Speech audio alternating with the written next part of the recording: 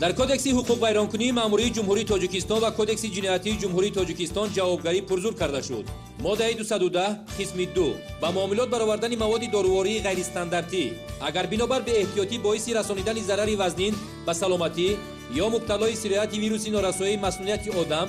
ё марги инсон гардида бошад, бо маҳрум сохтан аз озодӣ ба муҳлати аз 5 то 10 сол ва бо маҳрум кардан аз ҳуқуқи ишғоли мансабҳои муайян ё машғул шудан ба фаъолияти муайян ба муҳлати 5 сол ҷазо дода мешавад. моддаи 210 санксияи қисми 1 бо ҷарима ба андозаи аз 1000 то 2000 нишондиҳанда, аз 55000 то 110000 сомонӣ ва ё бо маҳрум сохтан аз озодӣ ба муҳлати аз 2 то 5 сол бо маҳрум кардан аз ҳуқуқи ишғоли мансабҳои муайян ё машғул шудан бо фаъолияти муайян ба муҳлати то 3 сол ё бидуни он ҷазо дода мешавад. санксияи қисми 2 бо ҷарима ба андозаи аз 2000 то 4000 нишондиҳанда ё 110000 то 220000 сомонӣ ва ё маҳрум сохтан аз озодӣ ба муҳлати аз 5 то 8 сол бо маҳрум кардан аз ҳуқуқи ишғоли мансабҳои муайян ё машғул шудан бо фаъолияти муайян ба муҳлати то 5 сол ҷазо дода мешавад. санксияи қисми 3 бо маҳрум сохтан аз озодӣ ба муҳлати аз 8 то 12 сол ва бо маҳрум кардан аз ҳуқуқи ишғоли мансабҳои муайян ё машғул шудан бо фаъолияти муайян ба муҳлати 5 сол ҷазо дода мешавад. طبق کودکسی حقوق ویرانکنی مأموری ماده 121 قسم 1 رعایت نکردن قاعده‌های معاملات با داروواری و خوراکواری به شخصان واقعی به اندازه از 50 تا 100 از 2750 تا 5500 سومانی، به شخصان منصبدار از 150 تا 200 از 8250 تا 11000 سومانی و به شخصان حقوقی از 500 تا 700 نشان دهنده از 27500 تا 38500 سومانی با مصادره اشیاء حقوق ویرانکنی مأموری جریمه تعیین کرده می شود. قسم 2 برای در دوام 1 سال بعد تعیینات جزای مأموری تکرارا صادر نمودن پیش‌بینی نموده قسم یکم همین ماده به شخصان واقعی به اندازه از 100 تا 200 از 5500 تا 11000 سومانی، به شخصان منصبدار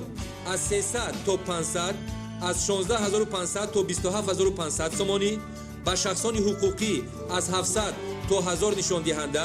از 27500 تا 55000 سومانی با مصادره اشیاء حقوق ویرانکنی مأموری جریمه تعیین کرده می شود. مواد داروواری تنها با داروخط تصدیق نموده وزارت تندرستی و حفظ اجتماعی اهالی جمهوری تاجیکستان توصیه داده می شود و در دیگر نمونه های کاغذی عادی منع است. ماده 122 برای مشغول شدن به فعالیت خصوصی داروسازی و طب خلقی از طرف شخصی که برای چنین نمودی فعالیت اجازتنامه ندارد به اندازه از 10 تا 15 نشان دهنده از 550 تا 825 سومانی جریمه تعیین کرده می شود. ماده 207 ویران کردن قاعده و معیارهای سانیتاری و گیگینی و سانیتاری و ضد اپیدمیکی. یکم ویران کردن قاعده و معیارهای سانیتاری و گیگینی و سانیتاری و ضد اپیدمیکی که از بی‌احتیاطی باعث بیماری عاموی، زهرآلودشوی و یا مبتلای سرایت زرپرورین‌های ویروسی نمودهای B، C آدمان گردیده است، با جریمه به اندازه از 500 تا 1000 نشان دهنده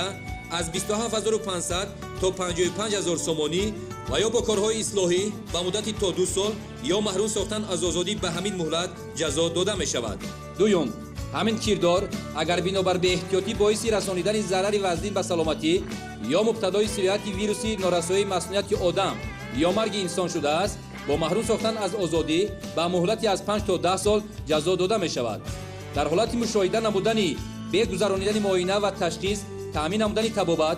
در حالت‌های وزنی در شعبه‌های قبول و احیا از جانب طبیبان پاسخ پرسیدن درباره نام و نسب، محل استقامت، موجودیت خویش و تبار و دیگر دوام طبابت بارها تکرارا برای خریداری مواد داروواری از جانب دلخواه کارمند طب سفربر نمودن خویش و تبار بیمار و دادن معلومات بر دروغ و گوناگون درباره حالت بیمار، به شستن دست، به استفاده مواد صرف یک کرته، به موافقت با پدر و مادر گذرانیدن هر گونه عملیات‌های تزریقی، تشخیصی و طبابتی که می‌تواند سبب گرفتارشوی به بیماری‌های ویروسی نارسایی مسمومیت آدم، هپاتیت ها و دیگر بیماری‌های سرایتی گردد، می‌توانید با تلفن‌های 903 20 0047 یا 44 665 14 مراجعه نمایید. همچنین در حالت مشاهده کردن فروش محصولات پس‌صفت خوراکواری با تلفن 227 55 79 مراجعه نمایید. خدمات نظارت دولتی تندرستی و حفظ اجتماعی اهالی